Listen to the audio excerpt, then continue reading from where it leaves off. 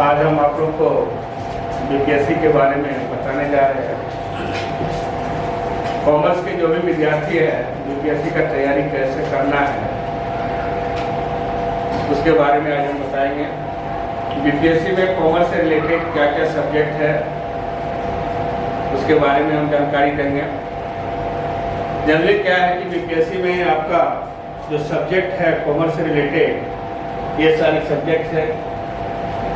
सबसे पहले अकाउंट्स है। अकाउंट्स में आपका जो चैप्टर्स है ये advance problem of company accounts, company से रिलेटेड आपको पढ़ना है। Advance problem of company account में एक एमालगमेशन है, एक एब्जॉर्प्शन है, एक रिकंस्ट्रक्शन है।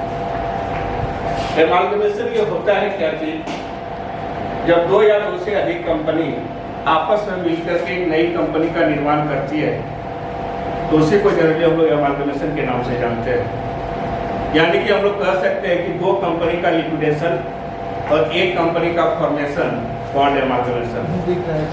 मान लीजिए यदि एमालगमेशन में यदि मान लो कि दो कंपनी है, एक ए लिमिटेड है और एक बी लिमिटेड है, यदि दोनों मिलकर के एक सी लिमिटेड हो गया तो इसी को हम लोग एमालगमेशन के नाम से जानेंगे। यानी कि यदि दोनों का नेचर ऑफ बिजनेस एक ही होता है, जैसा कि हम लोग जानते हैं कि यदि ए लिमिटेड का जो नेचर ऑफ बिजनेस है और बी लिमिटेड का एक ही है तो दोनों एमालगमेट हो सकता है। तो हम लोग कह सकते हैं कि एमालगमेशन में दो कंपनी का लिक्विडेशन, एक कंपनी का फॉर्मेशन कॉल्ड एमालगमेशन। यानी कि ये दोनों कंपनी वेंडर कंपनी हो जाएगी, वेंडर कंपनी, और ये सी लिमिटेड जो हो गया वो परचेजिंग कंपनी हो जाएगी। यानी कि हम लोग को देखना है कि सबसे पहले एमालगमेशन में हम लोग को देखना है कि परचेजिंग कंपनी ने वेंडर कंपनी को कितना में खरीदा है। यानी कि फर्स्ट कैलकुलेट परचेज कंसीडरेशन, यानी कि हम लोग निकालते हैं कि ए लिमिटेड को कितना में खरीदा है, बी लिमिटेड को कितना में खरीदा है। इसका बहुत सारे मेथड है जिसका डिस्कस हम लोग आगे क्लास में करेंगे।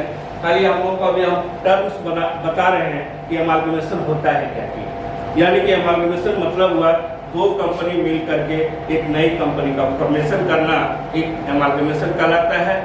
एक होता है एब्जॉर्प्शन। एब्जॉर्प्शन मीन्स क्या होता है कि जब एक कंपनी दूसरे कंपनी को एब्जॉर्ब कर लेती है, यानी कि इसमें एक कंपनी परचेजिंग होता है और एक कंपनी वेंडर होता है, इसी को हम लोग एब्जॉर्प्शन कहते हैं। एक होता है रिकंस्ट्रक्शन। रिकंस्ट्रक्शन क्या होता है कि पुनर्निर्माण, जिसको हम लोग हिंदी में कहते हैं। यानी कि दो तरह का रिकंस्ट्रक्शन होता है, एक होता है इंटरनल रिकंस्ट्रक्शन, एक होता है एक्सटर्नल। इंटरनल जैसे कि हम लोग नाम से या स्पष्ट रिकंस्ट्रक्शन पुनर्निर्माण, मतलब कंपनी का लिक्विडेशन होते होते बच जाना। इसमें इंटरनल रिकंस्ट्रक्शन में हम बताएंगे कि कैसे कंपनी का जो है मैंने लिक्विडेशन होते होते जब कैसे उसको बचाया जा सकता है, जिसको हम लोग रिकंस्ट्रक्शन में पढ़ाएंगे। एक चैप्टर है आप लोग का होल्डिंग कंपनी। होल्डिंग कंपनी में क्या करता है कि जब कोई कंपनी किसी दूसरे कंपनी का 50% से अधिक शेयर खरीद लेती है तो जो कंपनी खरीदती है वह होल्डिंग कहलाता है और जिस कंपनी का खरीदती है वह उसका सब्सिडियरी कहलाता है। जैसे मान लीजिए दो कंपनी है, सपोज एक ए लिमिटेड है और एक बी लिमिटेड है। ए लिमिटेड यदि बी लिमिटेड का 70% शेयर खरीद लेती है तो ए लिमिटेड होल्डिंग कहलाएगा और बी लिमिटेड उसका सब्सिडियरी कंपनी कहलाएगा। तो 30% जो बी लिमिटेड का खरीदेगा उसको हम लोग कहते हैं माइनॉरिटी इंटरेस्ट। इसके बारे में भी पूरा डिटेल्स हम बताएंगे, इसको हम लोग माइनॉरिटी इंटरेस्ट कहते हैं। यानी कि ए लिमिटेड हो गया होल्डिंग, बी लिमिटेड हो गया सब्सिडियरी। कहने का मतलब जब कोई कंपनी किसी दूसरे कंपनी का 50% से अधिक शेयर होल्ड कर लेती है तो जो कंपनी होल्ड करती है वह होल्डिंग कहलाती है और जिस कंपनी का खरीदती है वो उसका सब्सिडियरी। इस चैप्टर में हम लोग देखेंगे इसका मेन पर्पस है कंसोलिडेटेड बैलेंस शीट तैयार करना। यानी कि ए लिमिटेड और बी लिमिटेड दोनों को मर्ज करके एक नया बैलेंस शीट तैयार करना है, जिसको हम लोग कहेंगे कंसोलिडेटेड बैलेंस शीट। और एक चैप्टर आपका है बीपीएससी में valuation of share and goodwill. किसी भी कंपनी का जो हम लोग शेयर है उसका कैसे वैल्यूएशन निकालेंगे, कैसे उसका वैल्यू निकालेंगे, तो इसका बहुत सारे मेथड है, इसका भी हम डिटेल में हम बताएंगे, इसका डिस्कस हम लोग करेंगे। और एक है गुडविल, यानी किसी कंपनी का गुडविल का वैल्यूएशन हम लोग कैसे करेंगे। इसका बहुत सारे मेथड्स है, वैल्यूएशन ऑफ शेयर का बहुत सारे मेथड्स है और किसी भी एक मेथड के अनुसार आपको निकालने के लिए कर सकता है। जनरली इसका 3 मेथड है। एक होता है इंट्रिंसिक वैल्यू मेथड, जिसको हम लोग नेट एसेट बेसिस मेथड भी कहते हैं। इसमें क्या करते हैं कि जितने भी कंपनी का रिवैल्यूड एसेट्स होता है उसको लेते हैं और जितना भी आउटसाइडिंग लायबिलिटीज है उसको लेस कर देते हैं और जितना भी नंबर ऑफ इक्विटी शेयर है उससे डिवाइड करके हम उस शेयर का वैल्यू निकालते हैं, जिसको हम लोग इंट्रिंसिक वैल्यू मेथड के नाम से यानी कि नेट एसेट वैल्यू के नाम से हम लोग जानते हैं। दूसरा मेथड है, ध्यान दीजिएगा, एक होता है यील्ड मेथड। यील्ड मेथड में एक होता है अर्निंग यील्ड मेथड और एक होता है डिविडेंड यील्ड मेथड। एक कंपनी के प्रॉफिट के आधार पर निकालते हैं जिसको हम लोग अर्निंग यील्ड मेथड के नाम से जानते हैं, और दूसरा जो है डिविडेंड के आधार पर कंपनी कितना डिविडेंड पे की है उसके आधार पर जो शेयर्स का वैल्यू निकालते हैं उसको हम लोग डिविडेंड यील्ड मेथड के नाम से जानते हैं। और एक मेथड होता है मीन मेथड, यानी कि जिसको हम लोग फेयर वैल्यू मेथड के नाम से भी जानते हैं, यानी कि कोई भी दो मेथड के अनुसार शेयर्स का वैल्यू निकाल करके उसका हम लोग एवरेज निकालते हैं। तो बेसिकली हम लोग देखते हैं कि advance programme of company accounts में बेसिकली यही 3-4 चैप्टर्स है, वो 2-4 चैप्टर है जिसका हम डिस्कस हम लोग आगे करेंगे। लेकिन सबसे पहले ये मेन चैप्टर आपका हम देखे हैं, जो भी एग्जाम में आया है क्वेश्चन, ये अमालगमेशन से रिलेटेड आया है, रिकंस्ट्रक्शन से भी देखे हैं, होल्डिंग से भी देखे हैं, और वैल्यूएशन ऑफ शेयर और गुडविल। बेसिकली यही सवाल आपका एग्जाम में आता है, इसका हम लोग पूरा डिटेल में हम बताएंगे कैसे अमालगमेशन में क्या अकाउंटिंग एंट्री होता है कंपनी के बुक्स में, ये सब चीज़ हम लोग आगे डिस्कस करेंगे। तो अभी हम थोड़ा सा इंट्रोडक्शन हम आप लोग को बता रहे हैं कि बीपीएससी में आपका क्या क्या सिलेबस है, क्या क्या चैप्टर्स है, वो उसके बारे में हम जानकारी दे रहे हैं। अब रही बात इनकम टैक्स, एक सब्जेक्ट आपका आता है इनकम टैक्स। बहुत ही इजी सब्जेक्ट है ये सब, थोड़ा सा मेहनत कीजिएगा तो आप लोग को कोई दिक्कत नहीं होगा। सबसे पहले इनकम टैक्स में क्या क्या टॉपिक है। सबसे पहले एग्जम्पशन फ्रॉम टैक्स।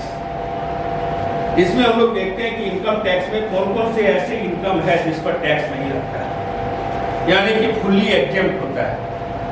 ये आपका सिलेबस में दिया है कि एग्जम्पशन फ्रॉम टैक्स, कौन कौन ऐसा इनकम है जिस पर टैक्स नहीं लगता है, उसके बारे में हम पूरा डिटेल डिस्कस करेंगे। एक चैप्टर आपका है डेप्रिसिएशन एंड इन्वेस्टमेंट अलाउंसेस, इसके भी बारे में हम बताएंगे आप लोगों को। एक तीसरा है computation of income under the various head, मतलब एक आदमी का टोटल इनकम क्या क्या हो सकता है, यानी कि एक आदमी का जो है एसएससी जिसको हम लोग करदाता कहते हैं कि कितने तरह का इनकम हो सकता है, उसके बारे में, यानी कि वेरियस हेड्स मींस होता है एक आदमी का कम से कम 5 तरह का इनकम हो सकता है, उसके बारे में हम लोग डिस्कस करेंगे, यानी कि वेरियस हेड्स क्या क्या है, इसके बारे में आज हम इसके बारे में चर्चा करेंगे। उसके बाद computation of total income and tax liability, यानी कि उसका टोटल इनकम का कैलकुलेट हम लोग कंप्यूट कैसे करेंगे, और जब इनकम जब हम लोग निकाल लेंगे तो उसको हम लोग टैक्स का कैलकुलेशन कैसे करेंगे, ये चैप्टर ये आपका बतलाएगा। एक होता है इनकम टैक्स ऑथोरिटी।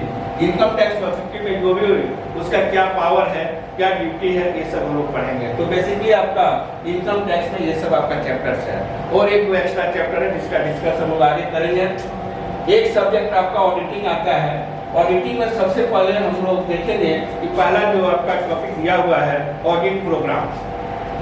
आप जानते हैं कि ऑडिट प्रोग्राम होता है क्या कि कोई भी ऑडिटर ऑडिट करने के पहले, हम लोग जनरली कह सकते हैं कि कोई भी काम करने के पहले उसका एक प्रोग्राम यानी कि रूपरेखा स्ट्रक्चर तैयार कर लेते हैं कि काम को कैसे करना है, किसके द्वारा करना है, कब करना है, इसके बारे में क्या करता है, एक प्रोग्राम तैयार कर लेता है जिसको हम लोग ऑडिट प्रोग्राम के नाम से जानते हैं। मतलब काम करने के पहले उसका एक प्लानिंग तैयार करना, यानी कि जिसको हम लोग ऑडिट प्रोग्राम के नाम से जानते हैं। ये दूसरा है valuation and verification of assets. Assets का हम लोग वैल्यूएशन कैसे करेंगे या उसका हम लोग सत्यापन कैसे करेंगे कि सही में जो भी बुक्स ऑफ अकाउंट में जो एसेट्स का जो वैल्यू दिखाया गया वो सही है या नहीं। करने का मतलब ये सब आपका देखना है।